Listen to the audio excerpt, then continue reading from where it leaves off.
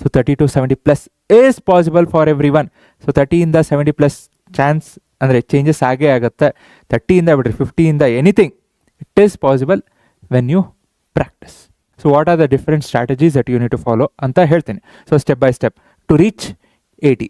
Okay, so it is possible from everyone, but consistency ಬೇಕು ಪ್ರಾಕ್ಟೀಸಲ್ಲಿ. So ಏನು ಮಾಡೋದು?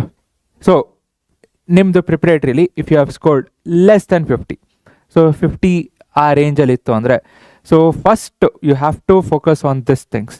ಸೊ ಈಗ arithmetic progression, statistics, probability, coordinate geometry, surface area, small. ಇದರಲ್ಲಿ again, so ಈಗ arithmetic ಪ್ರೋಗ್ರೆಷನಲ್ಲಿ you have to be perfect with formula based.